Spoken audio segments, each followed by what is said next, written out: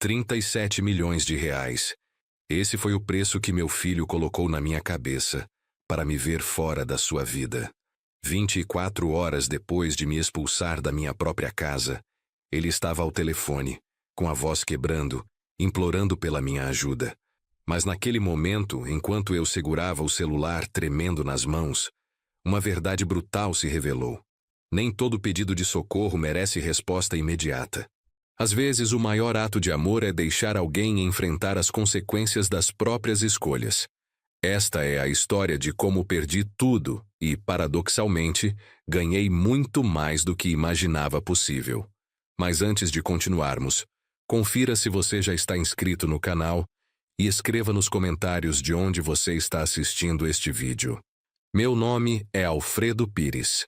Tenho 63 anos. Cabelos grisalhos que insisto em pentear para trás todas as manhãs, e mãos calejadas de 4 décadas trabalhando como contador autônomo. Durante 41 anos, dividi minha vida com Marina, minha esposa, a mulher que conheci numa festa junina em Campinas, e com quem construí não apenas um patrimônio, mas uma família. Ou pelo menos era isso que eu acreditava até o dia do velório dela. Marina faleceu numa terça-feira de setembro, vítima de um aneurisma cerebral que não deu aviso, não pediu licença, simplesmente a levou enquanto regava as orquídeas na varanda de casa. Encontrei meu amor caída no chão, com a mangueira ainda na mão e as flores recebendo água como se nada tivesse acontecido. O mundo parou naquele instante, mas as orquídeas continuaram sendo regadas. O velório foi marcado para quinta-feira, no cemitério Parque das Flores, zona sul de São Paulo. Cheguei às 7 da manhã, usando o mesmo terno azul marinho que vestira no nosso casamento, porque Marina sempre dizia que eu ficava bonito nele. Nosso filho único, Eduardo, chegou às 8h30, dirigindo o Mercedes preto que comprara 6 meses antes, quando foi promovido a gerente regional de vendas de uma multinacional farmacêutica. Eduardo tem 37 anos, meu cabelo escuro e os olhos amendoados da mãe. Casou-se aos 28 com Patrícia, uma publicitária que conheceu numa festa corporativa. Tiveram 2 filhos, Miguel, de 7 anos, e Sofia, de 5. Sempre pensei que meu filho havia herdado meus valores de trabalho honesto e família unida. Descobri naquele dia horrível que estava completamente enganado. Durante a cerimônia, Eduardo manteve uma postura rígida, formal. Cumprimentava os presentes com apertos de mão firmes. Agradecia as condolências com frases decoradas, mas seus olhos estavam distantes, calculistas. Percebi que ele olhava para o relógio de pulso com frequência, como se tivesse compromissos mais importantes do que despedir-se da própria mãe. Depois do sepultamento, quando os últimos visitantes foram embora e ficamos apenas nós 2 parados diante da sepultura recém-coberta, Eduardo finalmente falou comigo de verdade. Pai, precisamos conversar sobre questões práticas, ele disse, ajeitando a gravata cara que usava. O inventário, os bens, a divisão patrimonial. Tudo isso precisa ser resolvido rapidamente. Rapidamente. A palavra me atingiu como um soco no estômago. Minha esposa estava sendo enterrada havia menos de 2 horas, e meu filho já pensava em dinheiro. Eduardo, podemos falar sobre isso outro dia. Respondi, sentindo um cansaço profundo tomar conta de mim. Hoje eu só quero ir para casa e ficar sozinho com minhas lembranças da sua mãe.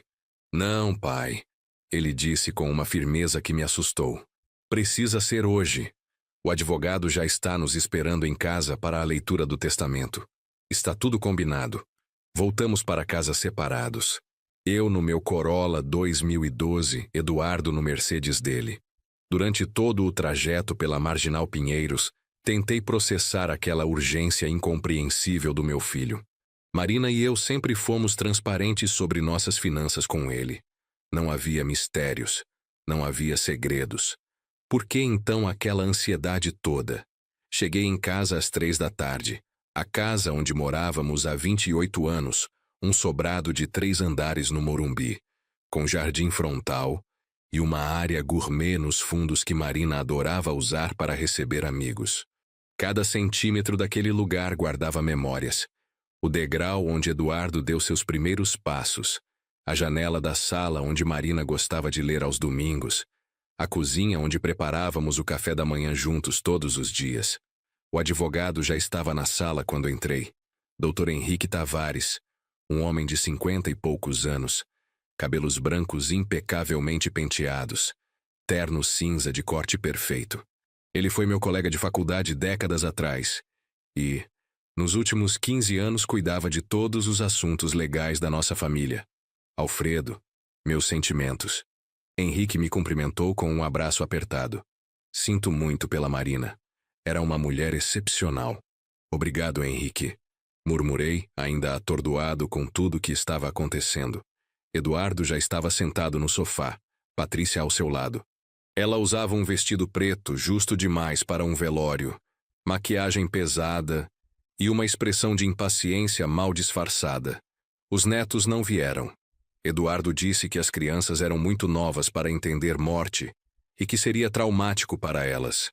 Vamos começar, Eduardo disse assim que me sentei. Quanto tempo isso vai demorar, Dr. Henrique? O advogado abriu sua pasta de couro e tirou vários documentos. Seu tom era formal, profissional, mas percebi algo em seus olhos quando olhou para mim. Era pena. Bem, o testamento de Marina Lopes Pires é bastante direto. Ele começou ajustando os óculos de leitura.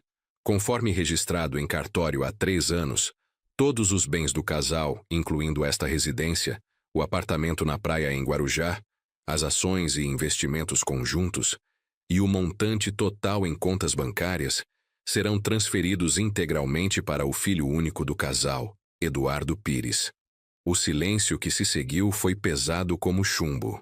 Eu olhei para Henrique, sem entender completamente o que acabara de ouvir. Como assim integralmente para Eduardo? Perguntei sentindo minha voz falhar. E quanto a mim? Henrique trocou um olhar desconfortável com Eduardo antes de continuar. Senhor Alfredo, o testamento especifica que o senhor terá direito a permanecer residindo nesta casa até seu falecimento e continuará recebendo sua aposentadoria e rendimentos de trabalho próprio. Porém, todos os bens materiais e financeiros pertencentes ao casal passam imediatamente para a posse legal do filho. Meu cérebro se recusava a processar aquela informação. Marina e eu sempre conversávamos sobre tudo. Éramos parceiros em cada decisão importante. Como ela poderia ter feito um testamento assim sem me consultar?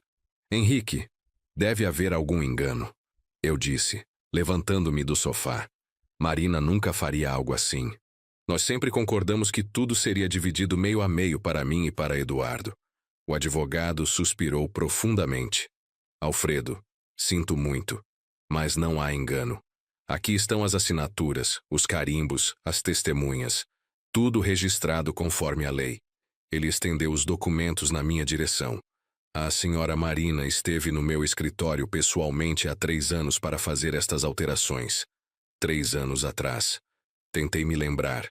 3 anos atrás, Marina estava bem, saudável, trabalhando como professora de literatura aposentada, mas ainda dando aulas particulares. Por que ela teria mudado nosso testamento sem me contar?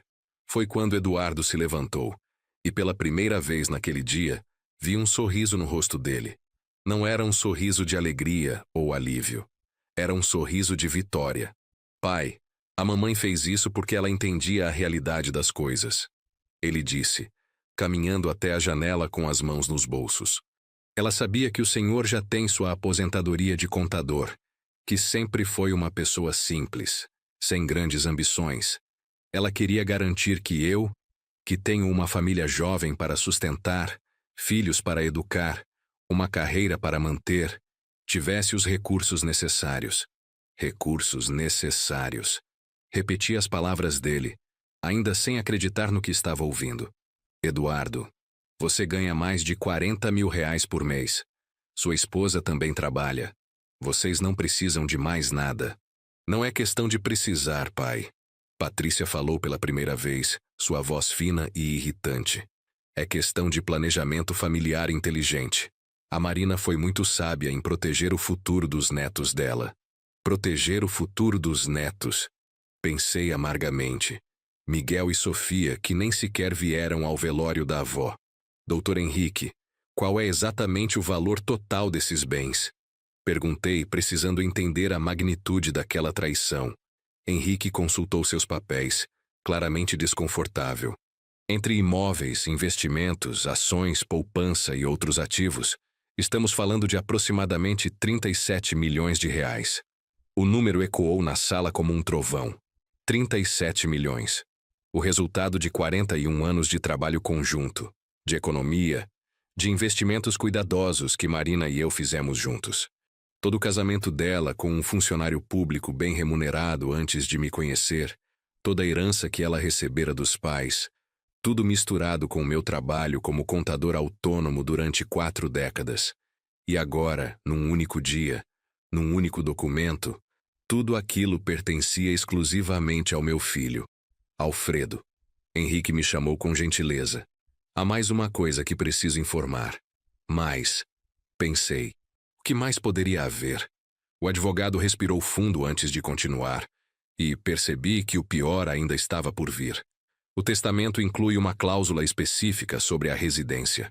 Embora o senhor tenha direito legal de permanecer aqui até seu falecimento, o novo proprietário, que é Eduardo, pode solicitar que o senhor desocupe o imóvel caso queira fazer uso próprio da propriedade ou realizar reformas estruturais que impossibilitem a ocupação temporária. Senti meu estômago revirar. Olhei para Eduardo procurando algum sinal de humanidade no rosto do meu filho. Eduardo, você não vai me expulsar da minha própria casa, disse, tentando manter a voz firme. Não no dia do enterro da sua mãe. Não quando eu acabei de perder a mulher da minha vida. Meu filho trocou um olhar com Patrícia. Ela assentiu quase imperceptivelmente, como se dessem um sinal combinado. Pai, entenda minha posição. Eduardo disse, voltando a se sentar no sofá com uma postura relaxada demais para aquele momento. Esta casa vale quase 8 milhões de reais. É um patrimônio importante que precisa ser gerenciado adequadamente. Patrícia e eu estamos pensando em nos mudar para cá. É muito mais espaçosa que nosso apartamento atual. Tem um jardim onde as crianças podem brincar e o condomínio daqui é muito mais seguro. Vocês querem morar aqui? Repeti, sentindo a realidade daquela situação me atingir como uma onda gelada. Na casa onde eu morei 41 anos. Na casa onde sua mãe morreu anteontem. Na casa cheia das nossas memórias. Memórias não pagam contas, pai. Patrícia disse com frieza. E francamente, o senhor não precisa de todo este espaço. Um homem sozinho de 63 anos não precisa de 5 quartos, 3 banheiros e uma área de lazer. É desperdício. Desperdício. A palavra me feriu mais do que qualquer tapa na cara poderia ter feito. Me levantei do sofá, sentindo minhas pernas tremerem. Olhei ao redor da sala, para os quadros que Marina escolhera, para o sofá onde passávamos as tardes de domingo assistindo filmes antigos, para a cristaleira com as louças que ganhamos de casamento. Quanto tempo eu tenho? Perguntei, minha voz saindo mais como um sussurro derrotado do que como a pergunta de um homem. Eduardo consultou seu relógio caro, o mesmo Rolex que eu dera de presente quando ele fechou seu primeiro grande contrato na empresa. 24 horas, pai. Amanhã, a essa hora, quero as chaves. O senhor pode levar suas roupas e objetos pessoais, é claro. Mas os móveis, eletrodomésticos e decoração ficam. Fazem parte do patrimônio do imóvel. 24 horas. Para deixar 41 anos de vida. 24 horas para abandonar cada lembrança de Marina que aquelas paredes guardavam. Dr. Henrique se levantou, claramente perturbado com o rumo da conversa. Eduardo, talvez possamos ser mais flexíveis com o prazo. Henrique tentou intervir. Seu pai acabou de perder a esposa. Podemos dar algumas semanas para ele se organizar. Encontrar um lugar adequado. Não. Eduardo foi inflexível. O testamento me dá esse direito, e eu vou exercê-lo. Já esperei tempo suficiente. Amanhã, até às 3 da tarde, quero meu pai fora desta casa. Henrique saiu logo depois, visivelmente constrangido. Antes de ir, ele colocou a mão no meu ombro e sussurrou. Alfredo, se precisar de qualquer coisa, me ligue. Isso que está acontecendo aqui não está certo. Mas o que estava certo ou errado já não importava mais. O testamento era legal, válido, inquestionável. Marina havia assinado aqueles papéis com sua própria mão, em pleno uso de suas faculdades mentais, 3 anos atrás. E eu, como um idiota confiante, nunca soube de nada. Depois que Henrique foi embora, Eduardo e Patrícia ficaram mais alguns minutos para discutir detalhes da mudança deles. Falavam sobre que móveis queriam trocar, sobre pintar as paredes de cores diferentes, sobre transformar meu escritório num quarto de brinquedos para as crianças. Discutiam tudo isso na minha frente, como se eu já não existisse mais. Finalmente eles saíram, por volta das 6 da tarde. A casa ficou em silêncio. Um silêncio pesado, sufocante, que parecia sugar todo o ar dos meus pulmões. Caminhei até a cozinha, onde Marina e eu tomávamos café juntos todas as manhãs. Sentei-me na mesma cadeira onde ela costumava sentar, olhei para a cadeira vazia do outro lado da mesa e finalmente permiti que as lágrimas viessem. Chorei pela perda de Marina. Chorei pela traição que descobrira. Chorei pelo filho que achei que tinha, mas que claramente nunca existiu. Chorei pela vida que construíra e que estava sendo destruída em questão de horas. Quando as lágrimas secaram, já era noite. Olhei ao redor da cozinha, para a geladeira coberta de fotos antigas, para o calendário onde Marina marcava nossos compromissos, para a caneca com a frase "Melhor esposo do mundo", que ela me dera no último aniversário de casamento. 24 horas. Comecei a calcular mentalmente. Precisava encontrar um lugar para morar, embalar minhas coisas, arranjar um caminhão para a mudança. Tudo isso enquanto tentava processar o luto, a traição e a expulsão. Subi para o quarto, nosso quarto, onde Marina e eu havíamos dormido juntos por quase 3 décadas. A cama ainda estava do jeito que deixei naquela manhã terrível quando a encontrei no jardim. O lado dela ainda tinha o travesseiro amassado, os lençóis bagunçados, como se ela pudesse voltar a qualquer momento e deitar ali novamente. Sentei-me na beirada da cama e peguei o travesseiro dela. Ainda tinha o cheiro do perfume que ela usava, aquele aroma floral que eu reconheceria em qualquer lugar. Abracei o travesseiro e permiti que mais lágrimas viessem. Foi quando vi, na mesinha de cabeceira do lado dela, um envelope com meu nome escrito com a letra de Marina. Peguei o envelope com mãos trêmulas. Era papel creme, do tipo que Marina usava para escrever cartas importantes. Meu nome estava escrito na frente com aquela caligrafia delicada que eu conhecia tão bem. Abri o envelope devagar, como se estivesse abrindo algo sagrado. Dentro havia 3 folhas de papel, cobertas com a letra dela. A data no topo me fez o coração parar, 2 dias antes de sua morte. Meu amado Alfredo, se você está lendo isto, significa que parti antes de ter coragem de te contar a verdade pessoalmente. Perdoe-me pela covardia de fazer isso por carta, mas há coisas que preciso que você saiba, e receio que se tentasse falar pessoalmente, minha coragem me abandonaria. Primeiro e mais importante, eu te amo.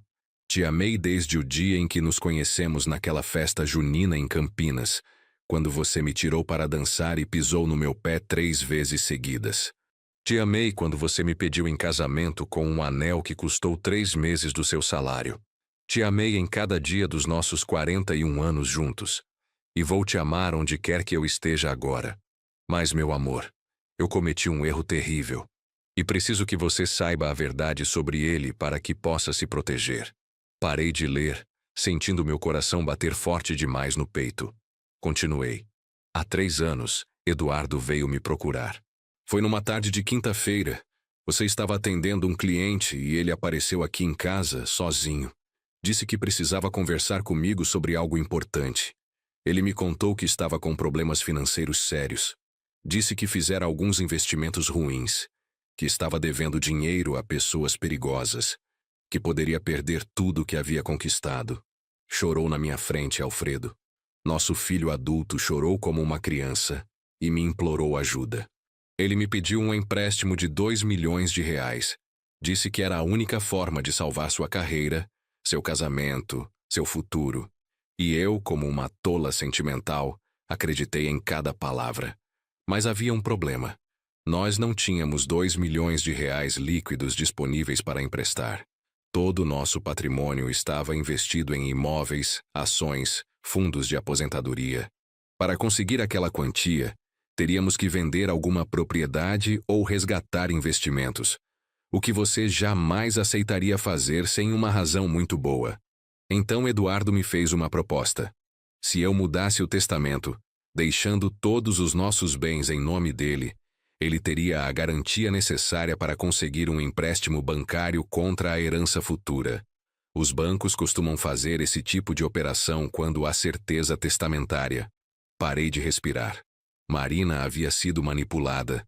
Nosso próprio filho havia manipulado sua mãe para obter controle sobre nossa fortuna. Continuei lendo a carta, cada palavra sendo como uma facada no peito. Eu deveria ter contado para você imediatamente, Alfredo. Deveria ter confiado em seu julgamento, em sua experiência com finanças. Mas Eduardo me fez jurar segredo. Disse que você ficaria furioso, que não entenderia, que isso destruiria nossa família. Então fui ao escritório do Henrique e mudei o testamento. Assinei os papéis colocando tudo em nome do Eduardo, pensando que era temporário, que quando ele resolvesse seus problemas financeiros, mudaríamos tudo de volta. Mas depois descobri a verdade. Eduardo nunca teve dívidas com pessoas perigosas. Nunca teve problemas financeiros sérios. Ele mentiu para mim desde o início. Descobri isso por acaso, 6 meses depois, quando ouvi uma conversa dele com Patrícia no telefone.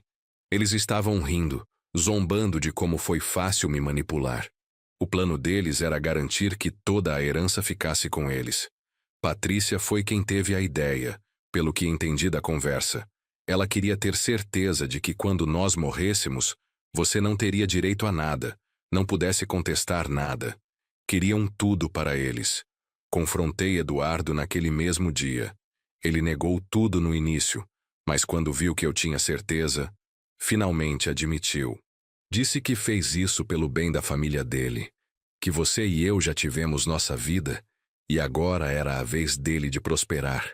Exigi que ele me levasse de volta ao escritório do Henrique para desfazer aquele testamento imediatamente. E ele então me disse algo que me gelou até os ossos. Ele disse que se eu tentasse mudar o testamento de volta, ele iria te contar uma mentira horrível sobre mim.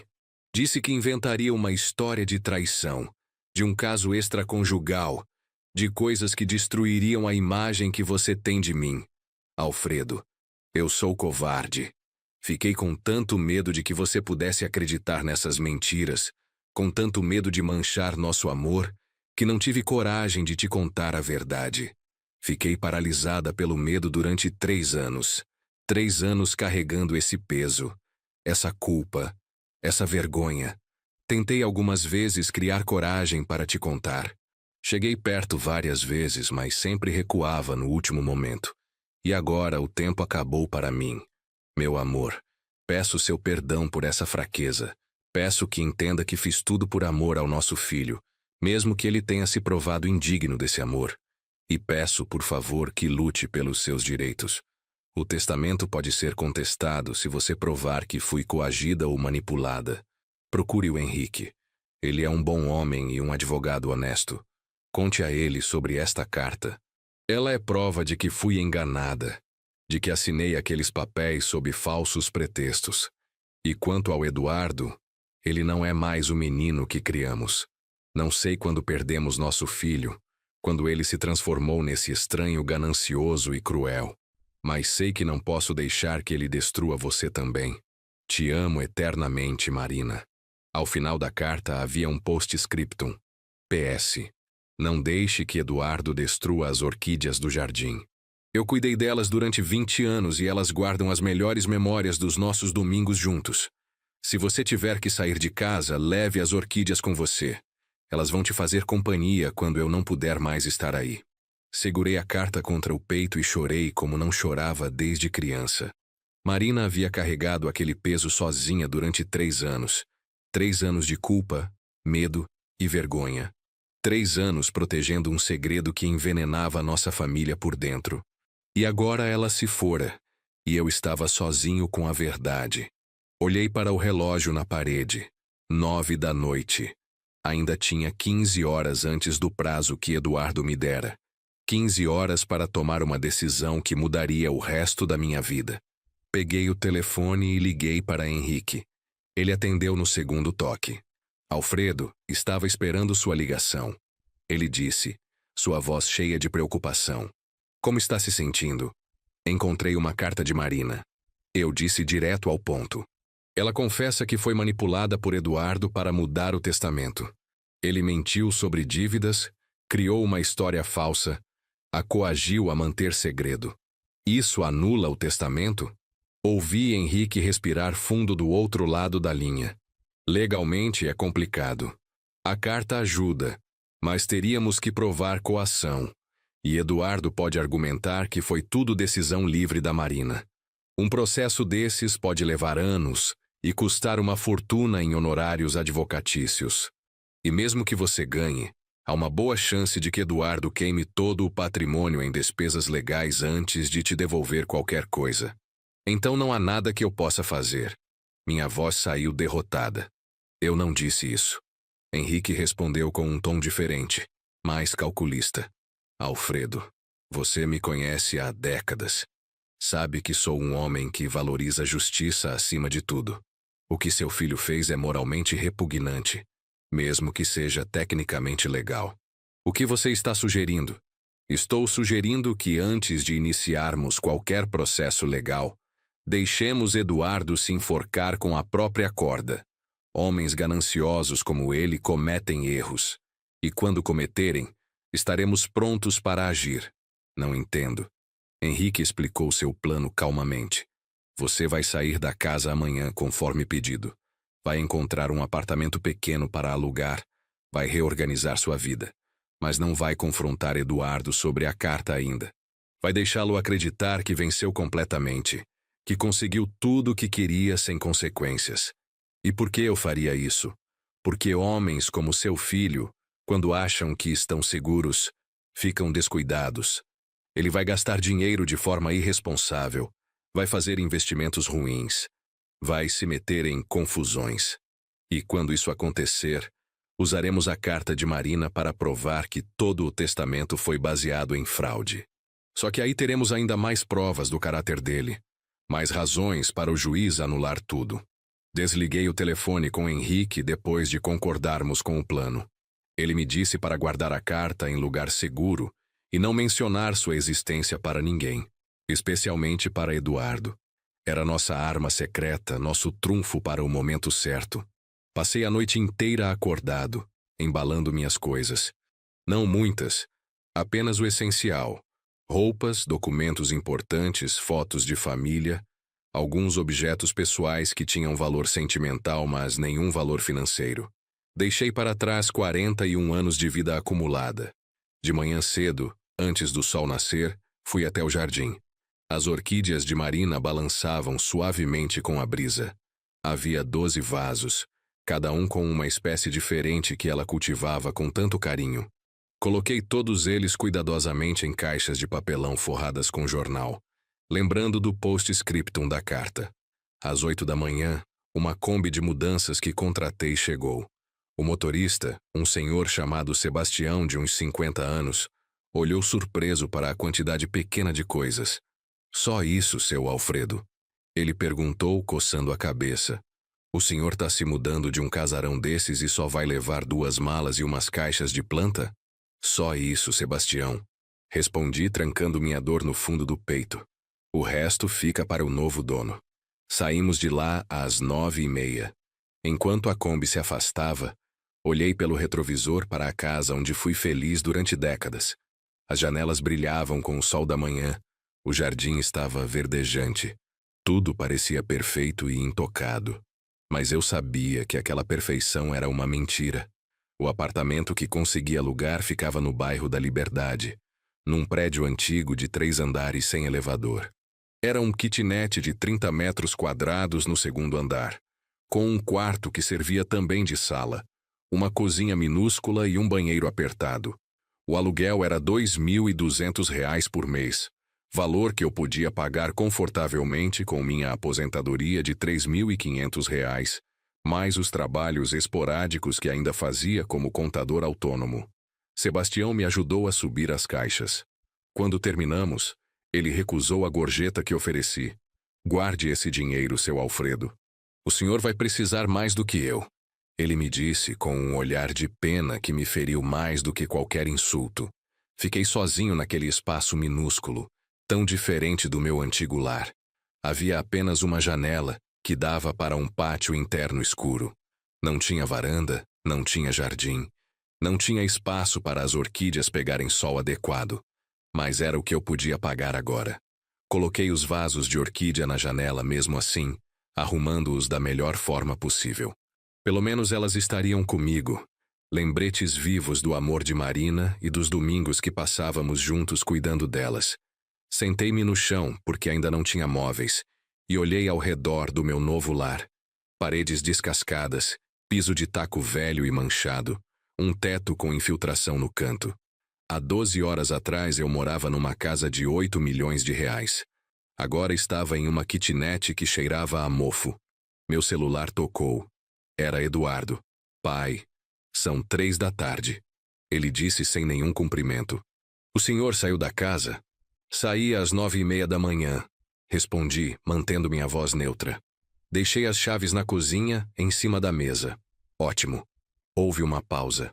O senhor levou os móveis? Alguma coisa além das suas roupas? Levei as orquídeas, eu disse. Eduardo riu do outro lado da linha. As orquídeas. É claro.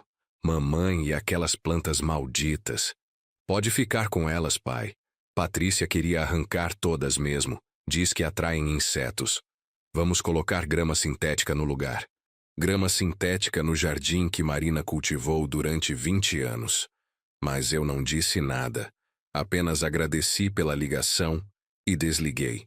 A primeira noite naquele apartamento foi a mais longa da minha vida. Dormi no chão, enrolado num cobertor fino, porque ainda não tinha cama. Cada barulho do prédio me acordava. Portas batendo, vizinhos discutindo, cachorro latindo no apartamento de cima. Mas não eram os barulhos que realmente me mantinham acordado. Era a ausência deles. A ausência do som da respiração de Marina ao meu lado. A ausência do barulho familiar da nossa casa. A ausência de 41 anos de rotina. De manhã, acordei com as costas doendo e uma sensação de irrealidade. Por alguns segundos, pensei que tudo tinha sido um pesadelo terrível. Então olhei ao redor, vi as paredes descascadas do kitnet e a realidade me atingiu novamente com força total. Fiz café numa cafeteira velha que trouxera comigo. Sentei no chão para tomar, porque também não tinha mesa ou cadeiras. Olhei para as orquídeas na janela. Uma delas, a preferida de Marina, uma Cattleya roxa, estava começando a murchar. Falta de sol, provavelmente. Passei o dia organizando o pouco que tinha. Comprei um colchão usado numa loja de móveis de segunda mão por R$ 300. Era fino, com manchas amareladas, mas era melhor que o chão. Comprei também uma mesa dobrável e 2 cadeiras plásticas por R$ 100. À tarde, enquanto montava minha nova vida minúscula, meu celular tocou novamente. Desta vez era um número que não reconheci. Alô, Senhor Alfredo Pires. Uma voz feminina, profissional. Aqui é da Clínica Médica Santa Cruz. O senhor tem uma consulta agendada para amanhã, às 10 da manhã, para acompanhamento da sua pressão arterial. Gostaria de confirmar? Sim, confirmo. Respondi automaticamente, antes de lembrar que aquela clínica ficava perto da minha antiga casa, a 40 minutos de ônibus do meu novo endereço. Depois de desligar, olhei para o cartão do plano de saúde na minha carteira. Era um plano particular bom, que Marina e eu pagávamos juntos. Quanto tempo até Eduardo cancelar minha parte do plano também? Às 8 da noite, enquanto comia um sanduíche simples de presunto e queijo sentado na minha mesa dobrável nova, meu celular tocou mais uma vez. O nome na tela fez meu coração pular. Eduardo. Mas não era a voz do meu filho que ouvi quando atendi. Era alguém chorando. Uma voz feminina, aguda, desesperada. Senhor Alfredo. A voz de Patrícia, minha nora, soava irreconhecível. Por favor, o senhor precisa vir até o hospital imediatamente. É o Eduardo. Ele está muito mal. Minha primeira reação foi de preocupação paternal instintiva. Meu filho, não importava o que tivesse feito, estava em perigo. O que aconteceu? Perguntei, já me levantando e procurando minha carteira. Nós mudamos para a casa hoje cedo. Patrícia explicava entre soluços. Eduardo estava supervisionando os móveis, orientando a equipe de mudança. Ele subiu numa escada para ajustar um lustre na sala principal e a escada cedeu. Ele caiu de uma altura de 4 metros, bateu a cabeça na quina da mesa de centro. Tem traumatismo craniano. Está na UTI do Hospital São Luís. Onde estão as crianças? Perguntei pensando nos meus netos. Com minha mãe. Ela está cuidando deles, mas, Sr. Alfredo, por favor, venha. Os médicos dizem que as próximas 24 horas são críticas e eu não sei o que fazer. Preciso de ajuda. 24 horas. O mesmo prazo que Eduardo me dera para sair da casa.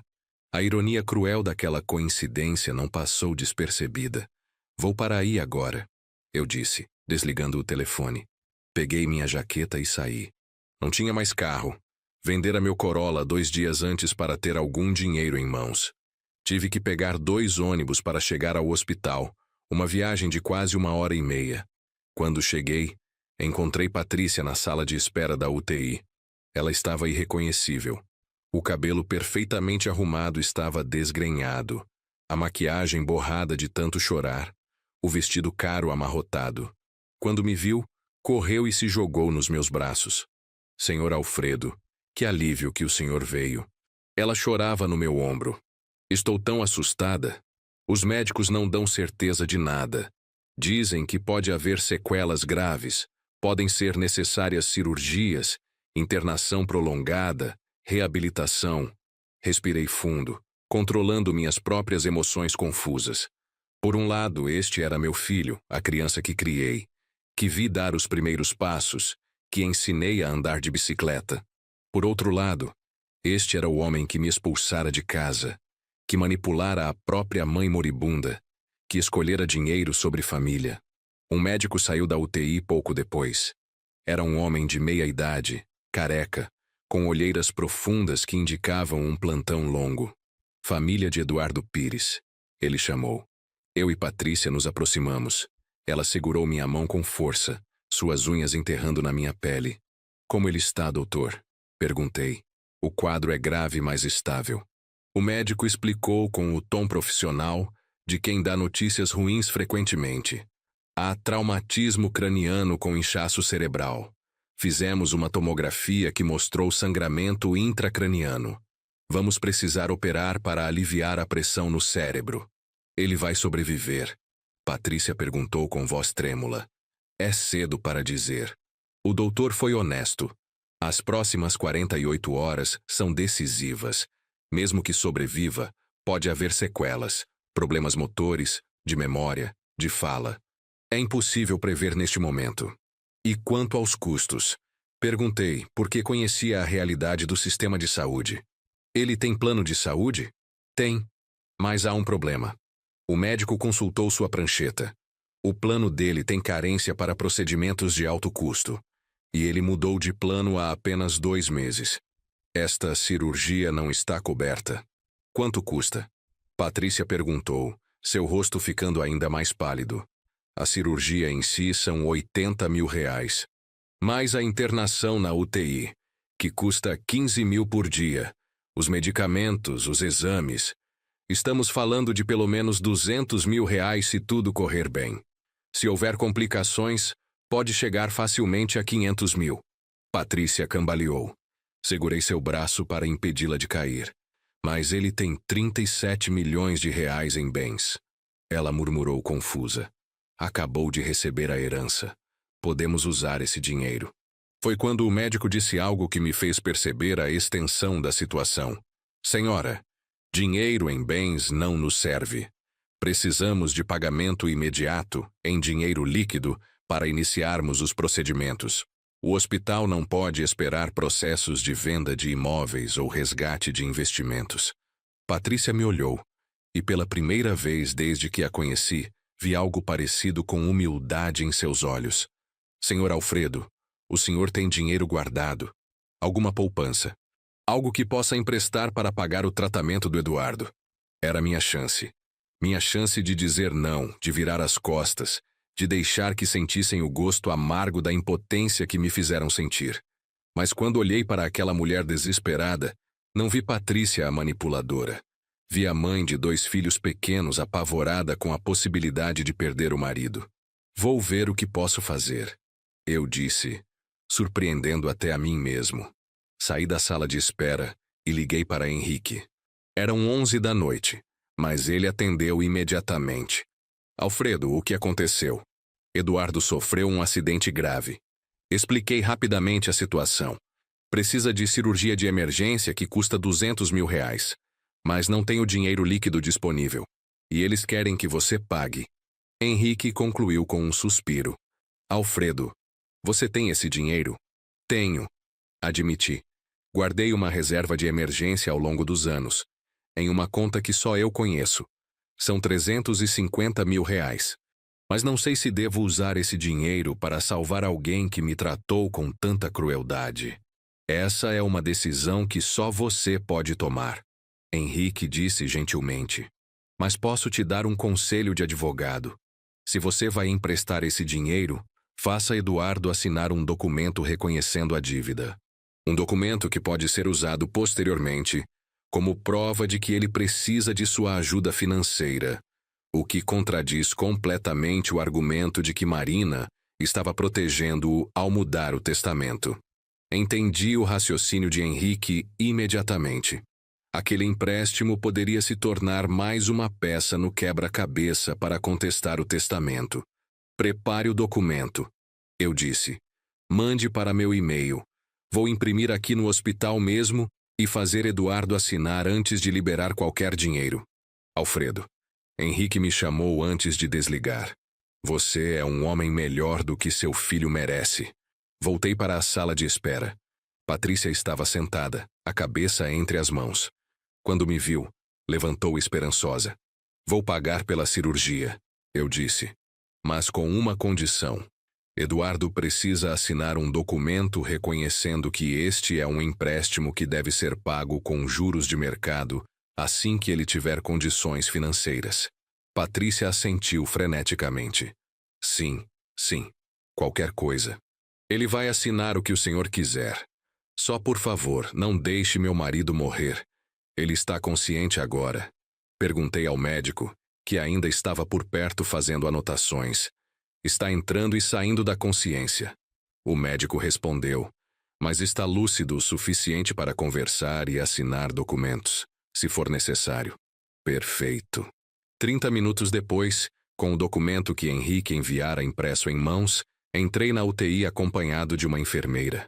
Eduardo estava numa cama cercada de máquinas.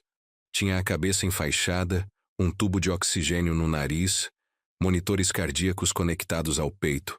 Quando me viu entrar, seus olhos se arregalaram. Havia medo naquele olhar, um medo genuíno e cru que eu nunca vira antes no meu filho. Pai. Sua voz saiu rouca, difícil. Patrícia me contou. O senhor vai me ajudar. Sentei na cadeira ao lado da cama. Segurei o documento nas mãos, sentindo o peso daquele momento. Vou, Eduardo.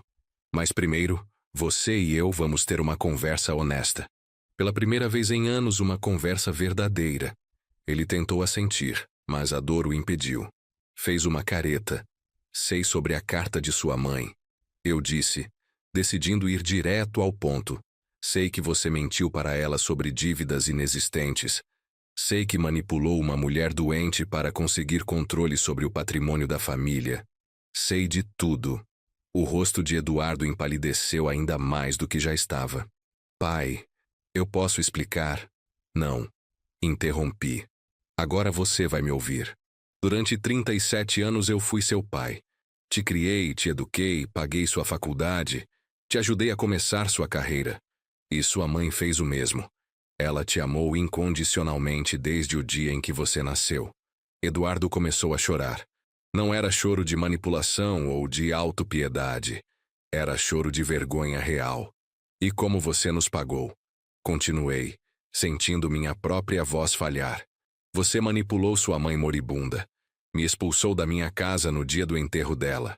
Tratou-me como um empregado demitido, sem respeito, sem compaixão, sem humanidade. Eu sinto muito. Ele sussurrou. Pai, eu fui um idiota. Deixei a Patrícia me convencer de que o dinheiro era mais importante que a família. Achei que ser rico me faria feliz, que ter tudo resolveria meus problemas. Mas estava errado. Tão errado. Não sei se acredito em você agora. Eu disse honestamente. Não sei se esse arrependimento é real ou se é apenas medo da morte. Mas sei que não vou deixar o filho que criei morrer por falta de dinheiro, mesmo que esse filho tenha se transformado em alguém que mal reconheço. Estendi o documento para ele. Você vai assinar isto. É um reconhecimento de dívida de R$200 mil, com juros de 5% ao ano. Quando você tiver condições, vai me pagar de volta. E mais importante, vou usar este documento para provar que você manipulou sua mãe, que você não era a vítima financeira que fingiu ser. Eduardo pegou o documento com mãos trêmulas. Leu rapidamente, mesmo através da dor e da visão turva. Vou assinar, ele disse. Não porque o senhor está me forçando, mas porque é justo. Eu devo ao senhor muito mais do que dinheiro. Devo desculpas, devo respeito, devo tudo que um filho deve a um pai. Eduardo assinou o documento e chamei 2 enfermeiras para testemunharem a assinatura. Uma delas, uma senhora de uns 50 anos chamada Dona Neuza, olhou para mim com um respeito silencioso. O senhor é um homem de caráter, senhor Alfredo. Ela me disse baixinho enquanto guardava o documento. Não são muitos pais que fariam o que o senhor está fazendo. Fui até a administração do hospital e fiz a transferência dos R$200 mil. Vi aquele dinheiro economizado ao longo de décadas para emergências desaparecer da minha conta num piscar de olhos. Era quase tudo que me restava no mundo agora. A cirurgia começou à 1 da madrugada. Patrícia e eu ficamos na sala de espera. Ela estava em silêncio, ocasionalmente chorando baixinho. Eu não tinha palavras de conforto para dar, então apenas ficamos ali, 2 estranhos unidos apenas pelo laço frágil da preocupação com Eduardo. Às 5 da manhã, o cirurgião saiu. Estava visivelmente cansado, mas sorria. A cirurgia foi bem-sucedida, ele anunciou. Conseguimos aliviar a pressão no cérebro e remover o coágulo. O senhor Eduardo vai precisar ficar em observação na UTI por alguns dias, mas o prognóstico é positivo. Patrícia desabou em lágrimas de alívio. Eu apenas assenti, sentindo um peso imenso sair dos meus ombros. Pode haver sequelas. O médico continuou. Vamos avaliar isso nos próximos dias, quando ele recuperar totalmente a consciência. Mas vocês salvaram a vida dele hoje. Saibam disso. Saí do hospital quando o sol estava nascendo. Peguei o ônibus de volta para meu kitnet na Liberdade, apertado entre trabalhadores indo para o primeiro turno. Estava exausto, física e emocionalmente drenado. Quando cheguei em casa, olhei para as orquídeas na janela. A Cattleya roxa tinha perdido mais uma pétala durante a noite. Reguei todas elas cuidadosamente, sussurrando para elas como Marina costumava fazer. Elas vão sobreviver, eu disse para as plantas, mas estava falando também para mim mesmo. Nós todos vamos sobreviver a isso de alguma forma. Eduardo ficou 5 dias na UTI. Visitei-o todos os dias, pegando aqueles ônibus lotados, gastando 4 horas diárias só em transporte. Patrícia estava sempre lá também, dormindo numa cadeira desconfortável ao lado do marido. No 3º dia, quando Eduardo finalmente estava lúcido e forte o suficiente para conversar adequadamente, ele me fez um pedido que me surpreendeu. Pai, tem uma coisa que preciso fazer. Ele disse, sua voz ainda fraca, mas determinada. Preciso que o senhor me leve de volta ao cartório com o Dr. Henrique. Quero mudar o testamento de volta, devolver tudo que roubei do senhor. Olhei para meu filho procurando sinais de manipulação ou falsidade. Mas tudo que vi foi arrependimento genuíno. Eduardo, você está sob efeito de medicamentos fortes. Talvez devêssemos esperar até você estar totalmente recuperado para tomar decisões assim. Não, pai. Ele insistiu, tentando se sentar na cama e fazendo uma careta de dor com o esforço. Preciso fazer isso agora, enquanto tenho coragem.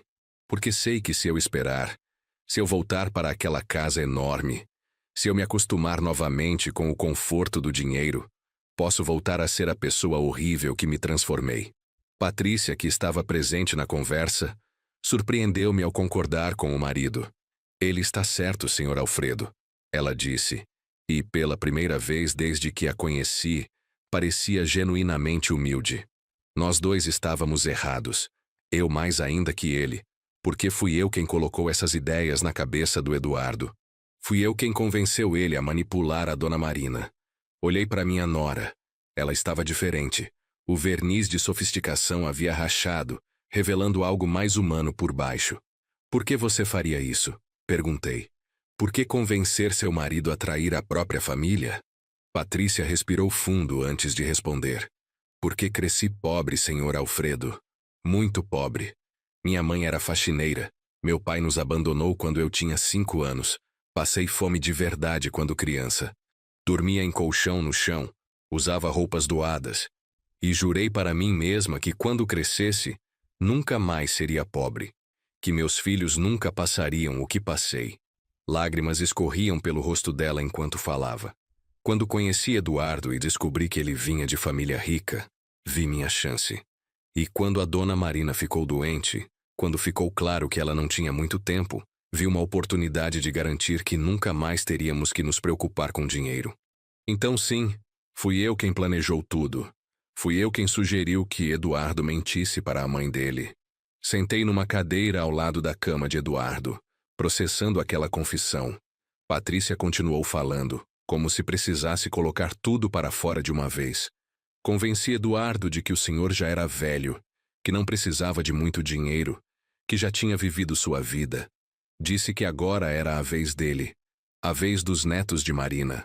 Pintei um quadro onde tudo parecia justo e lógico. E você acreditou nisso? Perguntei a Eduardo. Meu filho assentiu envergonhado. Sim, pai, porque eu quis acreditar. Porque era conveniente, porque me dava o que eu queria sem ter que me sentir totalmente culpado. Eu sabia no fundo que estava errado, mas fingi que não sabia. Mas quando eu caí daquela escada, Eduardo continuou, sua voz quebrando. Quando achei que ia morrer, tudo o que consegui pensar foi em como seria horrível morrer, sabendo que a última coisa que fiz para meu pai foi expulsá-lo de casa. E quando acordei no hospital e vi o senhor ali, depois de tudo que fiz, vi que tinha passado 37 anos da minha vida com um homem extraordinário e desperdicei tudo por ganância. Fiquei em silêncio por longos minutos. Parte de mim queria aceitar aquele arrependimento de braços abertos, voltar a ter um filho, uma família. Mas outra parte, a parte que aprendera duramente nos últimos dias, sabia que palavras eram fáceis. Ações eram o que importava. Eduardo, Patrícia. Eu disse finalmente. Vou aceitar que vocês estão arrependidos. Mas arrependimento precisa ser provado com ações, não apenas com palavras. Vocês vão ter que me mostrar, ao longo de meses, talvez anos, que realmente mudaram. O que o senhor quer que façamos? Patrícia perguntou. Primeiro quero que Eduardo, quando tiver alta médica, vá com Henrique ao cartório e refaça o testamento. Mas não quero que ele devolva tudo para mim. Quero que seja dividido de forma justa. Metade para mim, metade para ele. Como deveria ter sido desde o início. Eduardo começou a protestar. Mas pai, depois do que fizemos... Não, interrompi. Você é meu filho. Não vou deixar que um erro, por maior que seja, destrua isso completamente. Mas também não vou fingir que não aconteceu. Vamos reconstruir nossa relação aos poucos, com honestidade dessa vez. E segundo, continuei, vocês vão devolver minha casa. Não porque eu preciso de uma casa enorme, mas porque aquela casa tem 41 anos de memórias de Marina. Tem o jardim que ela cuidou, tem as orquídeas que ela amou. Tem tudo que me resta dela. Faremos isso hoje mesmo. Eduardo prometeu. Assim que os advogados puderem vir até o hospital. Uma semana depois, Eduardo teve alta do hospital. Precisaria de fisioterapia durante alguns meses e teria que usar um andador temporariamente. Mas os médicos garantiram que faria recuperação completa. No dia seguinte à alta, Henrique veio ao meu kitnet com uma pasta cheia de documentos. Sentamos à minha mesinha dobrável. Ele numa cadeira plástica desconfortável, eu na outra. Alfredo, tudo está resolvido, ele disse, estendendo os papéis. Eduardo assinou um novo testamento dividindo tudo meio a meio entre vocês. A casa voltou para seu nome. As contas conjuntas foram desbloqueadas. Você tem acesso completo ao seu patrimônio novamente. Peguei os documentos e li cuidadosamente. Era verdade. Tudo estava ali, em termos legais claros. Eu não era mais um homem sem teto, sem bens, sem futuro. Era novamente Alfredo Pires com 18.500.000 reais em patrimônio. E a carta de Marina? Perguntei. O que fazemos com ela? Henrique pensou por um momento. Sugiro que guardemos. É prova de que Eduardo agiu de má fé originalmente. Mas dado que ele já reconheceu o erro e devolveu tudo, não vejo necessidade de torná-la pública ou usá-la legalmente. Seria apenas para humilhar seu filho. E não parece ser isso que você quer. Não é. Concordei. Quero reconstruir minha relação com ele, não destruí-lo completamente. Voltei para minha casa 3 dias depois. Eduardo e Patrícia já haviam removido todas as suas coisas e voltado para o apartamento deles. Quando abri a porta e entrei, esperava sentir alívio, felicidade por estar de volta. Mas o que senti foi uma tristeza profunda. A casa estava exatamente como eu deixara, mas estava vazia de uma forma que não tinha nada a ver com móveis ou decoração. Estava vazia de Marina. Vazia da risada dela ecoando pelos corredores. Vazia do cheiro do café que ela fazia todas as manhãs. Vazia da vida que tínhamos juntos. Fui até o jardim e coloquei as 12 orquídeas de volta nos seus lugares originais. A Catleia roxa, que quase morrera no apartamento sem sol, ainda estava viva, embora frágil. Com cuidado, reguei cada planta, falando com elas como Marina fazia. Vamos sobreviver. Eu disse para as orquídeas, para Marina, para mim mesmo. Vamos encontrar uma forma de continuar vivendo. 2 semanas depois de voltar para casa, numa quinta-feira à tarde, a campainha tocou. Quando abri a porta, encontrei Eduardo apoiado em seu andador, Patrícia ao lado dele e meus 2 netos, Miguel e Sofia. Era a primeira vez que via as crianças desde o velório de Marina. Miguel, de 7 anos, me olhou com aqueles olhos grandes e curiosos. Sofia, de 5, se escondia atrás da perna da mãe. Oi, vovô, Miguel disse timidamente. Papai disse que você está bravo com a gente. Meu coração apertou. Ajoelhei para ficar na altura dos meninos. Não estou bravo com vocês, meus amores. Nunca poderia estar bravo com vocês. Abracei Miguel e estendi a mão para Sofia, que lentamente saiu de trás da mãe e me abraçou também. Eduardo e Patrícia entraram. Havia algo diferente neles. Eduardo estava mais magro, pálido, obviamente ainda se recuperando. Patrícia usava roupas simples, sem joias, sem maquiagem pesada. Pareciam pessoas normais, vulneráveis. Pai, viemos aqui porque queremos conversar, Eduardo disse, sentando-se devagar no sofá. E queremos que os meninos ouçam também, porque eles são grandes o suficiente para entender algumas coisas. Os meninos sentaram-se no chão, entre nós, olhando com curiosidade de um adulto para o outro. Miguel, Sofia. Eduardo começou, olhando para os filhos. Papai e mamãe fizeram algo muito errado. Fizemos o vovô sofrer muito. Fomos cruéis com ele quando deveríamos ter sido amorosos. E queremos que vocês saibam disso, para que nunca cometam os mesmos erros. Por que vocês foram cruéis com o vovô? Miguel perguntou, sua voz confusa. Vovô é legal. Porque papai e mamãe ficaram gananciosos. Patrícia explicou, e sua voz estava cheia de emoção. Pensamos que dinheiro era mais importante que família. Mas estávamos errados, muito errados. Sofia, que era quietinha, de repente falou. A vovó Marina sempre dizia que família é o tesouro mais importante. Ela me disse isso antes de ir para o céu. Todos nós ficamos em silêncio por um momento, as palavras daquela criança de 5 anos ecoando pela sala. Sua vovó estava absolutamente certa. Eu disse, pegando Sofia no colo. E eu prometo para vocês que vamos ser uma família de verdade de novo. Não vai ser fácil, e vai levar tempo, mas vamos conseguir. Os meses seguintes foram um processo lento de reconstrução. Eduardo continuou sua fisioterapia e voltou ao trabalho, mas num cargo diferente, menos estressante. Patrícia, surpreendentemente, começou a trabalhar como voluntária numa ONG que ajudava famílias carentes, justamente aquelas que passavam pelas dificuldades que ela vivera na infância. Disse que queria retribuir ao mundo, fazer diferente. Os domingos se tornaram nosso dia de família novamente. Eduardo, Patrícia e as crianças vinham almoçar. Não eram refeições elaboradas como Marina costumava fazer. Minha culinária era básica, prática, mas eram refeições feitas com amor e compartilhadas com honestidade. Num desses domingos, 3 meses após o acidente de Eduardo, estávamos todos no jardim. Eu ensinava Miguel a cuidar das orquídeas, mostrando como verificar a umidade da terra, como remover folhas mortas. Sofia desenhava flores num caderno ao lado de Patrícia. Vovô, por que a vovó Marina gostava tanto dessas plantas? Miguel perguntou, tocando delicadamente uma pétala roxa da Cattleya. Pensei cuidadosamente antes de responder.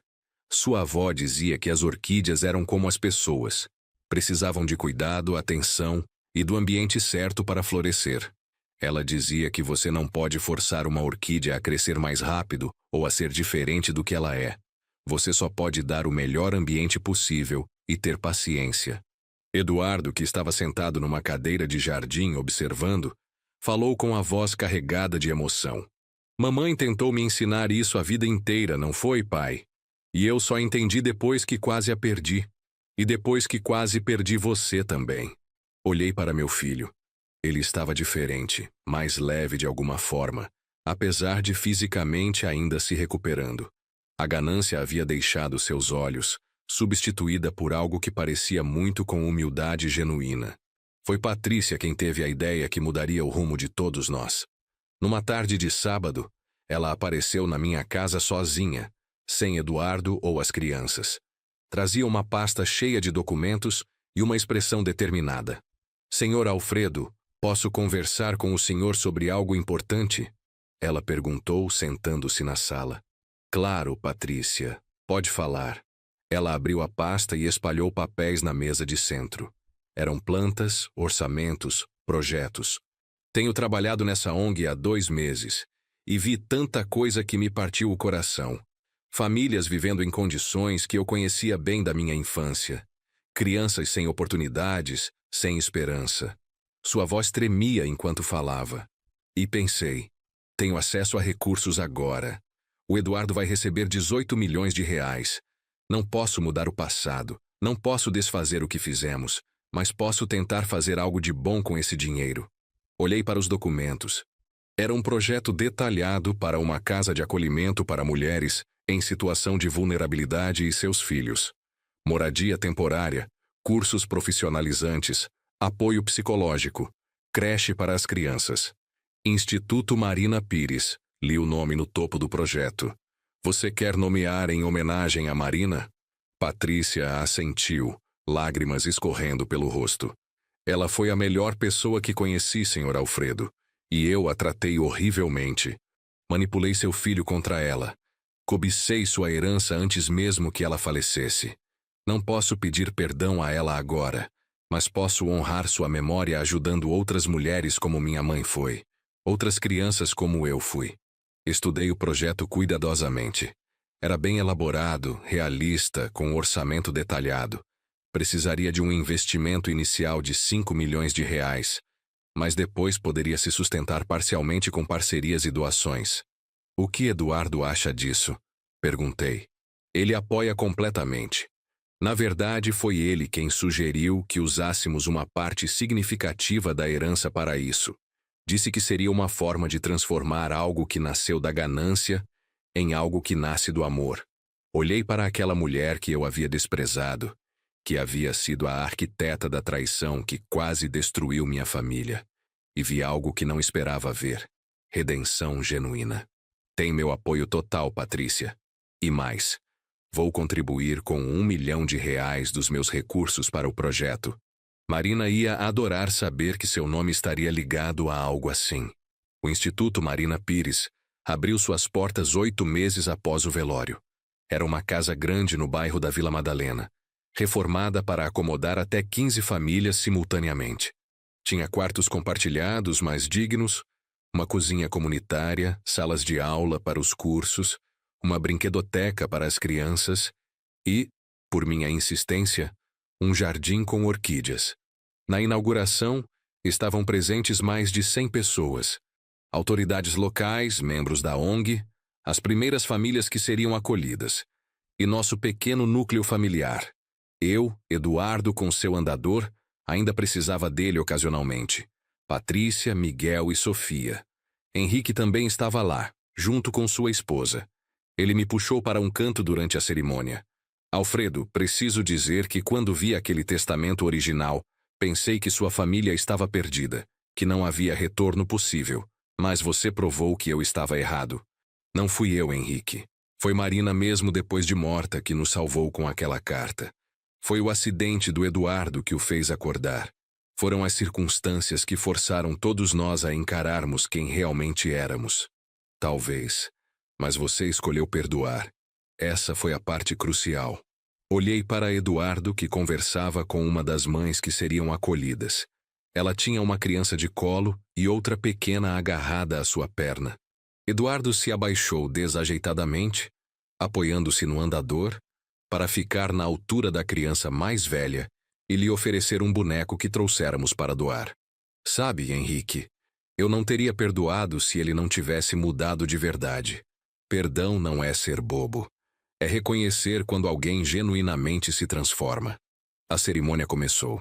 Patrícia fez um discurso emocionado sobre Marina, sobre como uma mulher que ela mal conhecera tinha deixado um legado de amor que agora ajudaria centenas de outras mulheres. Chorou ao falar, e não era choro de culpa performática, era choro de gratidão real. Eduardo também falou, apoiando-se num púlpito porque não conseguia ficar em pé por muito tempo. Minha mãe, Marina Pires, sempre disse que o verdadeiro valor de uma pessoa não está no que ela acumula, mas no que ela doa. Passei 37 anos sem entender isso. Quase precisei morrer para aprender. Este instituto é minha forma de finalmente honrar a sabedoria dela. Nos meses seguintes, o instituto se tornou parte central de nossas vidas. Eu visitava 2 vezes por semana, ajudando com a contabilidade. Afinal, fora contador por 4 décadas. Eduardo, quando sua saúde permitia, dava workshops sobre planejamento financeiro básico para as mulheres acolhidas. Patrícia praticamente vivia lá, coordenando atividades, consolando crises, celebrando vitórias pequenas. Até Miguel e Sofia se envolveram. Todo sábado, trazíamos as crianças para brincar com os filhos das mulheres acolhidas. Víamos nossos netos, que cresceram em abundância, aprendendo a compartilhar, a ter empatia, a entender que nem todos tiveram as mesmas oportunidades que eles. Foi durante uma dessas visitas que presenciei um momento que mudou minha perspectiva sobre tudo. Uma das mulheres acolhidas, Dona Célia, de uns 40 anos, mãe de 3 filhos, havia conseguido um emprego como auxiliar de cozinha num restaurante depois de fazer o curso profissionalizante do Instituto. Era seu primeiro dia de trabalho. Patrícia preparou uma pequena celebração. Nada extravagante, apenas um bolo simples, suco, e todos nós reunidos na cozinha comunitária. Quando Dona Célia chegou, usando seu uniforme novo de trabalho, seus olhos brilhavam. Nunca pensei que chegaria aqui, ela disse, sua voz quebrando. Saí de um relacionamento abusivo há 6 meses com as roupas do corpo e meus filhos com fome.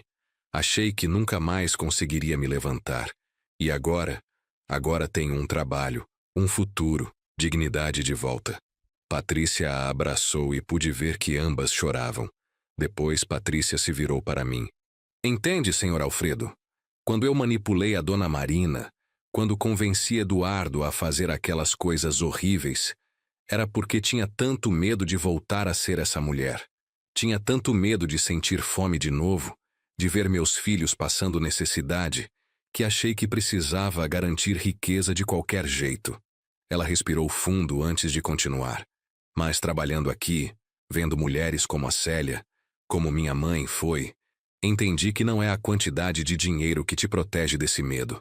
É ter as ferramentas certas, a rede de apoio certa, a dignidade de poder trabalhar e sustentar a si mesma. Isso sim te liberta. Numa noite de inverno, 6 meses após a abertura do instituto, sentei no meu escritório e fiz algo que vinha adiando há meses. Escrevi uma carta para Marina. Sabia que ela nunca leria. Sabia que era um exercício apenas para mim mesmo, mas precisava colocar para fora tudo o que sentia, tudo que havia vivido desde sua morte. Minha amada Marina, hoje completam 10 meses desde que você partiu. 10 meses que pareceram uma vida inteira de transformações. Você me deixou uma carta revelando a traição do nosso filho. Naquele momento, pensei que era a pior coisa que poderia descobrir. Mas agora entendo que aquela carta foi seu último presente de amor para mim. Não apenas me alertando sobre o perigo, mas me dando a ferramenta para me proteger. Nossa família quase se destruiu. Eduardo me expulsou da nossa casa no dia do seu enterro. Fiquei num kitnet minúsculo, cuidando das suas orquídeas numa janela sem sol, achando que havia perdido tudo que importava. Mas então Eduardo quase morreu, e algo extraordinário aconteceu. Ele finalmente acordou. E Patrícia também. E eu aprendi que perdão não é fraqueza, é a coragem de dar às pessoas a chance de se redimirem. O Instituto Marina Pires está florescendo, meu amor. Já ajudamos 23 famílias desde a inauguração. Tem mulheres aprendendo profissões, crianças tendo infâncias dignas, futuros sendo reconstruídos. Tudo em seu nome. Suas orquídeas estão lindas. A Catleia roxa, que quase morreu naquele apartamento, voltou a florescer. Tem 12 flores agora, uma para cada ano que ainda espero viver plenamente, honrando sua memória. Eduardo já não usa mais o andador. A fisioterapia funcionou e ele está quase completamente recuperado fisicamente. Emocionalmente, ele é um homem diferente. Nosso filho voltou, Marina. O menino bom que criamos estava lá embaixo, apenas perdido temporariamente. Patrícia se transformou completamente. Trabalha incansavelmente no instituto e vejo nela a mulher que você teria orgulho de chamar de nora. Ela carrega culpa ainda, sei disso, mas está canalizando essa culpa em ação positiva. E nossos netos estão crescendo com valores reais. Miguel me perguntou outro dia por que algumas crianças não têm brinquedos. Tive uma conversa honesta com ele sobre desigualdade, sobre responsabilidade social, sobre usar privilégios para ajudar outros. Ele tem 7 anos e já entende melhor que seu pai entendia aos 30. Sinto sua falta todos os dias, meu amor. Sinto falta do seu café da manhã, das suas risadas, do jeito como você cantarolava enquanto regava as orquídeas. Sinto falta de envelhecer ao seu lado, mas não sinto mais aquela dor paralisante do início. Agora sinto uma saudade suave, amorosa, que me aquece em vez de me queimar. Você está presente em cada flor do jardim, em cada mulher que ajudamos no instituto, em cada momento de amor verdadeiro que nossa família recuperada compartilha. Obrigado por 41 anos de amor. Obrigado pela carta que me salvou. Obrigado por me ensinar, mesmo depois de partir, que família vale mais que qualquer fortuna. Te amarei sempre, Alfredo. Dobrei a carta cuidadosamente e a coloquei num envelope. Não a enviei. Não havia para onde enviar. Simplesmente a guardei junto com a carta que Marina me deixara. 2 pedaços de papel que contavam a história completa de destruição e reconstrução da nossa família. O aniversário de Marina caiu numa terça-feira de primavera, 1 ano e 2 meses após sua morte. Teria feito 62 anos. Eduardo sugeriu que fizéssemos algo especial para marcar a data. Não uma celebração exatamente, Ainda era cedo demais para celebrar sem ela, mas uma homenagem significativa. Decidimos fazer uma cerimônia no jardim do instituto, plantando uma orquídea especial para cada mulher que havia passado pelo programa. 23 orquídeas ao todo, cada uma com uma plaquinha com o nome de uma mulher que reconstruiu sua vida. Convidamos todas as mulheres que já haviam passado pelo instituto, mesmo aquelas que já estavam em suas próprias casas agora. Para nossa surpresa, 21 das 23 conseguiram comparecer. A cerimônia foi simples, mas profundamente emocionante. Cada mulher plantou sua própria orquídea, dizendo algumas palavras sobre o que o instituto significou para ela. Dona Célia, que agora trabalhava como subgerente na cozinha do restaurante, falou entre lágrimas. Marina Pires nunca me conheceu, mas ela me salvou, porque ela criou uma família que, mesmo atravessando suas próprias dores, escolheu ajudar estranhos. Ela deve ter sido uma mulher incrível para ter deixado um legado assim. Depois que todas as orquídeas foram plantadas, fizemos 1 minuto de silêncio. Foi quando Sofia, minha neta de 6 anos, fez algo completamente inesperado. Ela se soltou da mão da mãe, caminhou até o centro do jardim onde estavam as orquídeas recém-plantadas e começou a cantar. Era uma música simples que Marina costumava cantar para ela quando era bebê. Uma cantiga de ninar sobre flores e estrelas. A voz pequena e afinada da menina encheu o jardim. Ninguém se moveu. Alguns choravam silenciosamente. Quando ela terminou, Sofia olhou para o céu e disse: Vovó Marina, suas flores estão ficando bonitas. O vovô está cuidando delas direitinho, como você ensinou. Eduardo se ajoelhou ao lado da filha e a abraçou. Vi meu filho chorando abertamente, sem vergonha, sem máscaras. Era lindo ver tanta vulnerabilidade, tanta humanidade genuína. Patrícia se juntou a eles, formando um abraço familiar. Então Miguel correu para se juntar também. E eu, observando de longe inicialmente, fui convidado por um gesto de Eduardo.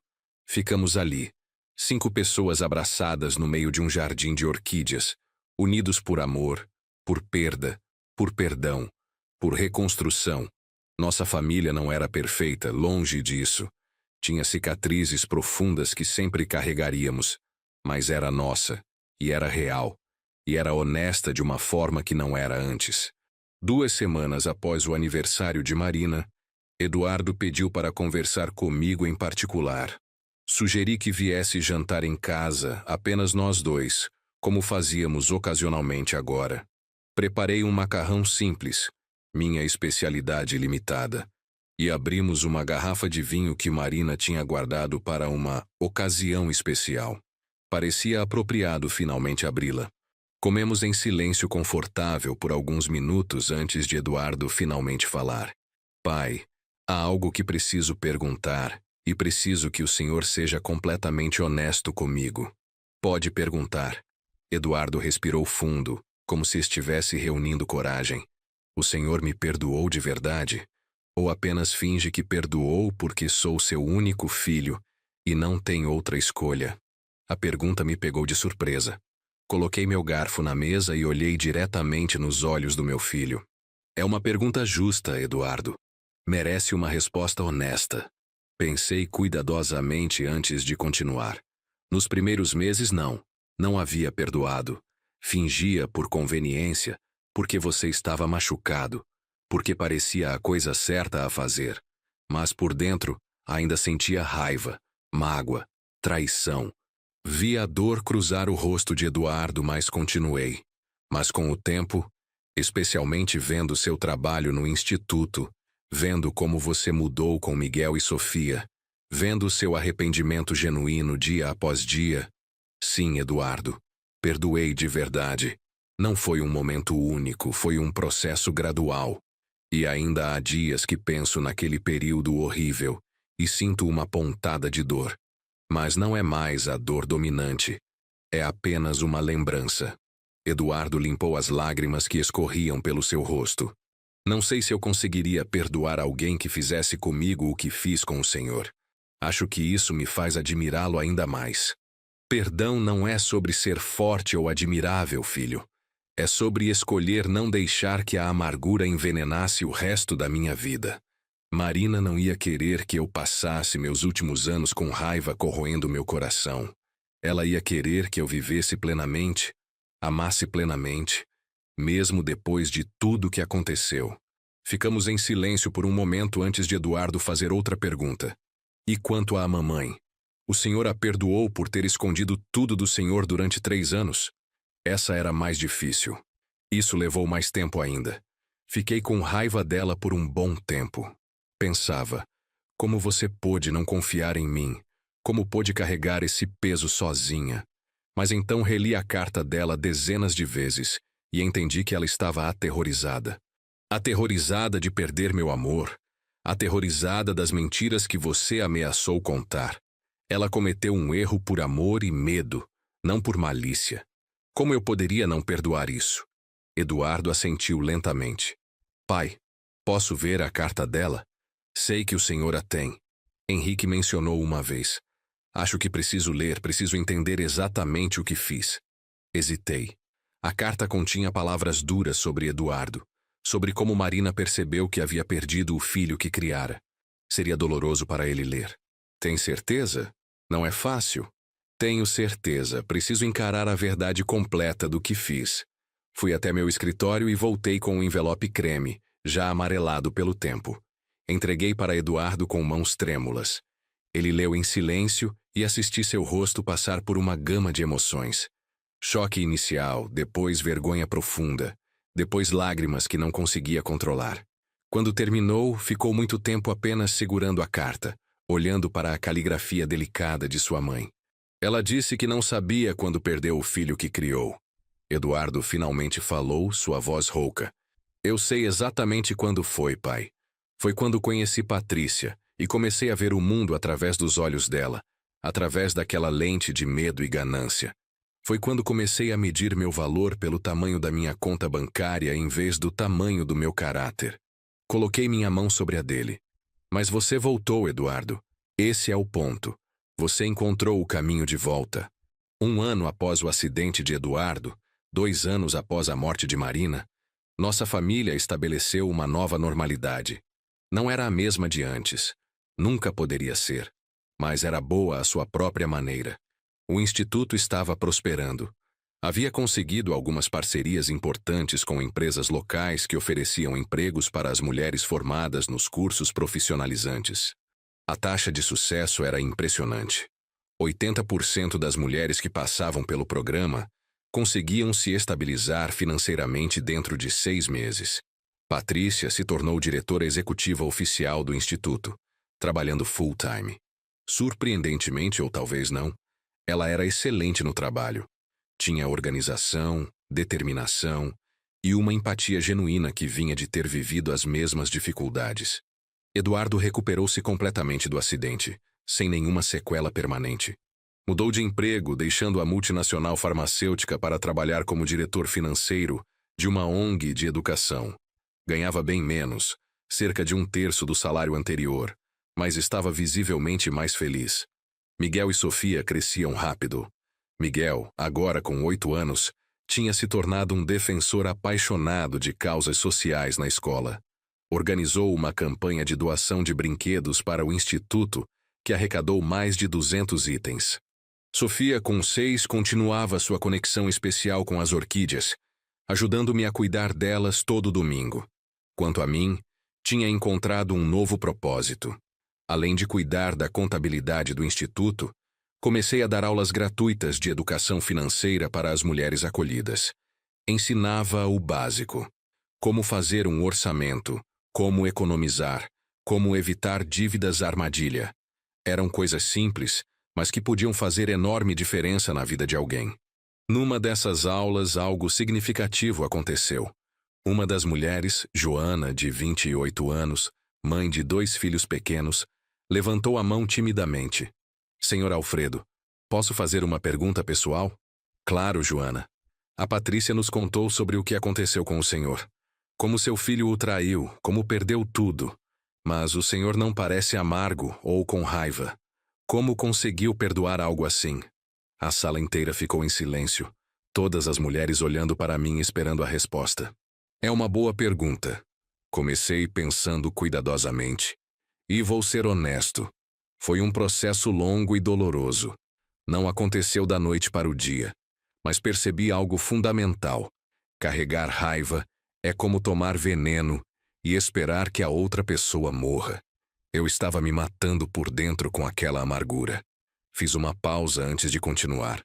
E mais importante, vi que meu filho genuinamente mudou.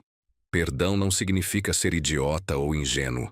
Significa reconhecer quando alguém realmente se arrepende e está fazendo o trabalho duro de se transformar.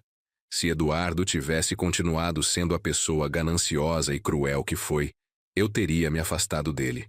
Mas ele não continuou. Ele mudou. E isso merecia ser reconhecido. Joana assentiu lentamente, absorvendo as palavras. Estou perguntando por que tenho que decidir se perdoo meu ex-marido. Ele me batia, me humilhava, destruiu minha autoestima. Mas agora, depois de 2 anos separados, ele está em tratamento psicológico, participando de grupo de controle de raiva, pedindo perdão. E não sei se devo dar essa chance ou se seria burrice da minha parte. Essa é uma decisão que só você pode tomar, Joana. Mas posso te dar um conselho. Perdoar não significa necessariamente voltar ou expor-se ao perigo novamente. Você pode perdoar no seu coração, desejar que ele melhore, mas ainda manter distância segura até ter certeza de que a mudança é real e duradoura. Perdão e confiança são coisas diferentes. 3 meses depois, numa manhã de sábado, recebi uma ligação de Henrique pedindo para ir ao seu escritório. Disse que era importante, mas não quis explicar por telefone. Cheguei ao escritório às 10 da manhã. Para minha surpresa, Eduardo e Patrícia já estavam lá, sentados em cadeiras de frente para a mesa de Henrique.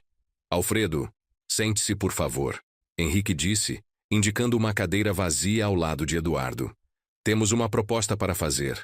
Sentei, curioso e um pouco preocupado. Eduardo foi quem falou primeiro. Pai, o Instituto está crescendo além das nossas expectativas. Temos lista de espera de mais de 50 famílias. Estamos literalmente virando gente embora porque não temos espaço físico ou recursos suficientes. Isso é maravilhoso, eu disse, ainda não entendendo para onde aquilo ia. Patrícia continuou.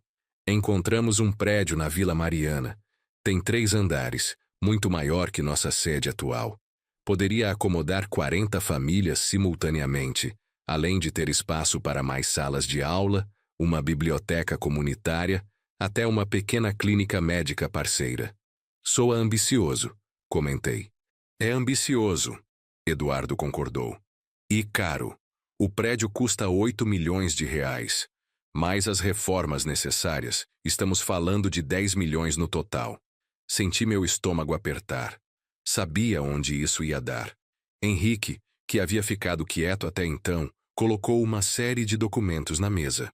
Eduardo e Patrícia estão propondo usar a herança total dele, os 18 milhões e 500 mil reais, para esse projeto. 8 milhões para comprar e reformar o prédio. 5 milhões para um fundo permanente que geraria renda mensal para cobrir custos operacionais. E o restante para garantir 3 anos de operação sem depender completamente de doações. Olhei incrédulo para meu filho. Eduardo, isso é todo o seu patrimônio. Todo o dinheiro que você e Marina construíram. Não pode simplesmente doar tudo. Não é doação, pai. É investimento. Eduardo disse com convicção. Investimento no tipo de legado que realmente importa. A mamãe não ia querer que esse dinheiro ficasse parado numa conta, gerando mais dinheiro que não precisamos. Ela ia querer que fizesse diferença real na vida de pessoas reais. Patrícia acrescentou. Senhor Alfredo, não estamos sendo irresponsáveis. Mantemos nossos salários, nossa casa, dinheiro suficiente para educar nossos filhos e viver confortavelmente. Mas não precisamos de dezenas de milhões. Ninguém precisa. E nós especialmente não merecemos. Não depois da forma como conseguimos esse dinheiro. Mas é a segurança de vocês, argumentei. E dos meus netos. E se algo acontecer? E se vocês precisarem? Eduardo pegou minha mão. Pai, o Senhor me salvou quando eu estava prestes a morrer, usando o dinheiro que havia guardado para sua segurança. Não pensou duas vezes. Só fez. E isso me ensinou que segurança real não vem de quanto você tem guardado numa conta bancária. Vem de saber que você viveu uma vida com significado, que ajudou pessoas, que deixou o mundo um pouco melhor. Olhei para Henrique. E legalmente? Isso é possível? Perfeitamente legal. Henrique confirmou. Eduardo pode fazer o que quiser com sua herança. Preparei todos os documentos para estabelecer uma fundação permanente, com conselho diretor, tudo completamente transparente e regularizado. Fiquei em silêncio por longos minutos, processando. Marina e eu havíamos trabalhado 4 décadas para construir aquele patrimônio. E agora Eduardo queria dar quase tudo embora. Mas então pensei, para que havíamos trabalhado? Para acumular números numa conta? Ou para viver bem, criar nosso filho bem e deixar algo de valor? E o Instituto Marina Pires era algo de valor, real, tangível, transformador. Marina estaria muito orgulhosa. Eu disse finalmente, sentindo lágrimas nos olhos. E eu também estou. Eduardo me abraçou, e desta vez não havia sombras entre nós. Não havia dívidas emocionais não pagas. Era um abraço limpo, honesto, amoroso. Tem uma coisa a mais, pai, Eduardo disse quando se afastou. Queremos que o senhor seja o presidente do conselho diretor da fundação. Não apenas um membro, mas o presidente. Suas décadas de experiência com finanças, sua sabedoria, sua integridade é exatamente o que precisamos para garantir que esse projeto prospere por décadas. Aceitei o cargo de presidente do conselho diretor. Como poderia recusar? Era uma forma de honrar Marina, de usar minha experiência de maneiras que realmente importavam, de continuar sendo parte ativa da transformação da nossa família. Os meses seguintes foram de trabalho intenso. A compra do prédio, as reformas, a contratação de equipe adicional, o estabelecimento de parcerias com empresas e outras ONGs. Henrique cuidou de toda a parte legal, garantindo que a fundação fosse estruturada de forma sólida e sustentável. Durante esse período, algo inesperado aconteceu. Comecei a receber ligações de outras famílias que haviam passado por situações similares à nossa. Aparentemente, nossa história tinha vazado. Provavelmente através das mulheres do instituto que conheciam os detalhes. Um homem chamado Roberto me ligou numa terça à tarde. Sua voz estava carregada de dor. Senhor Alfredo, meu nome é Roberto Machado. Minha filha me processou pelo apartamento que comprei para ela há 10 anos. Ela quer me expulsar. Diz que o apartamento é dela porque está no nome dela. E eu não sei o que fazer. Ouvi sua história e pensei que talvez pudesse me dar algum conselho.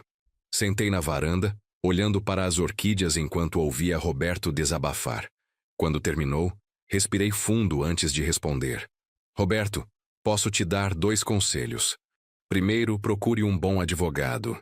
Questões legais precisam de orientação profissional. Segundo, e mais importante, tente entender por que sua filha está fazendo isso. No meu caso, descobri que meu filho havia sido manipulado pela esposa, que por sua vez estava agindo por medo e trauma de infância. Havia camadas de dor e medo por baixo da ganância aparente. E como o Senhor perdoou? Roberto perguntou, sua voz quebrando. Como conseguiu superar a traição? Não foi sobre conseguir, Roberto. Foi sobre escolher, dia após dia, não deixar que a amargura definisse meu futuro.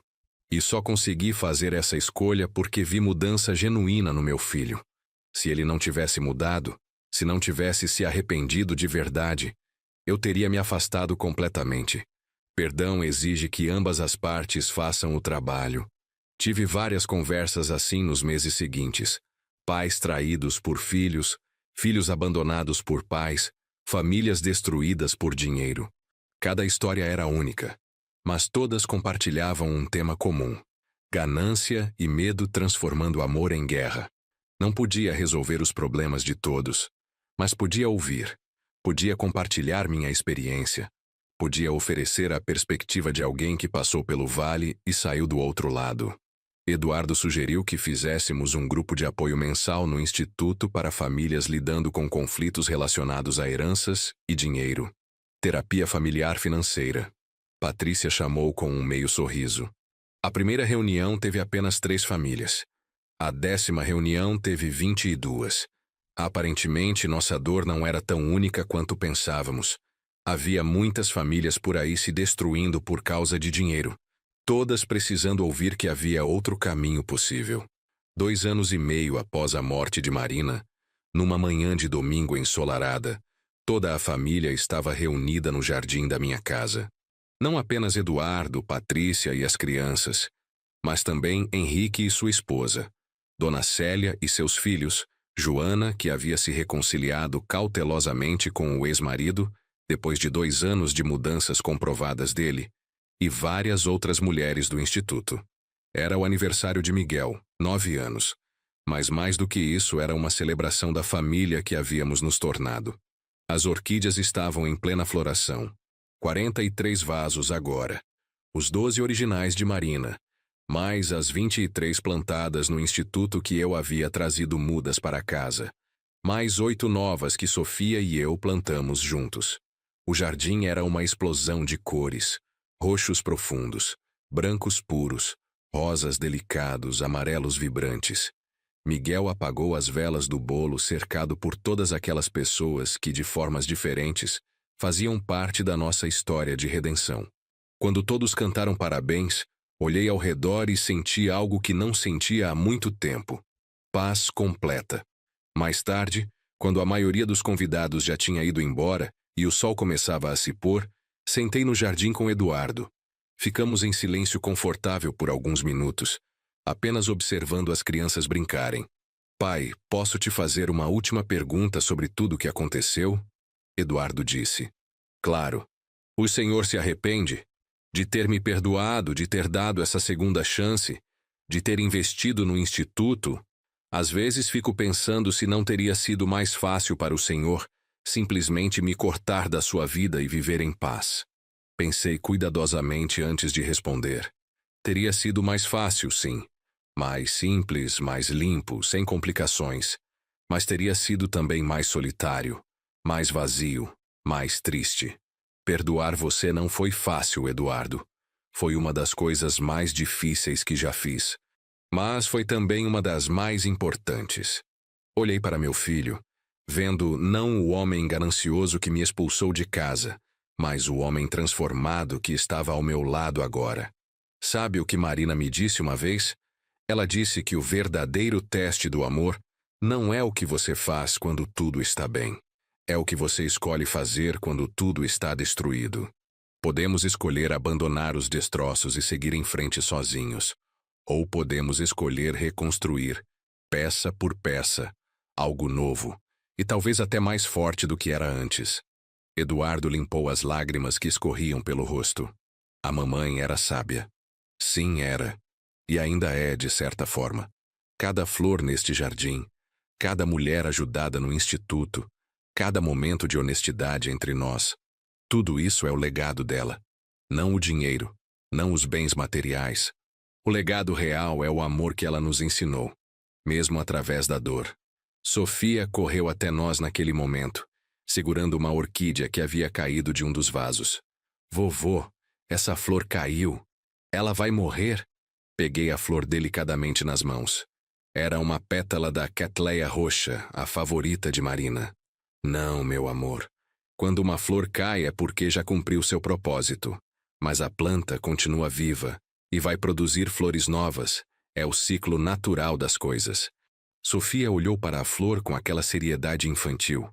Igual à vovó Marina. Ela teve que ir embora, mas deixou você aqui para cuidar das flores dela?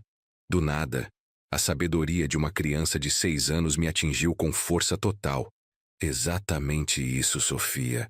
Exatamente isso. Naquela noite, depois que todos foram embora, sentei sozinho no jardim sob o céu estrelado. Segurava ainda a pétala da orquídea que Sofia me dera, sentindo sua textura aveludada entre meus dedos. Tinha perdido 37 milhões de reais.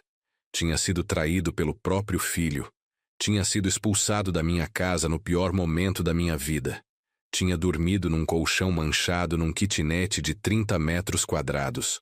Mas tinha ganho algo infinitamente mais valioso. Tinha testemunhado redenção real. Tinha visto meu filho transformar-se de ganancioso em generoso. Tinha visto minha nora evoluir de manipuladora em defensora de vulneráveis. Tinha visto 43 famílias reconstruírem suas vidas.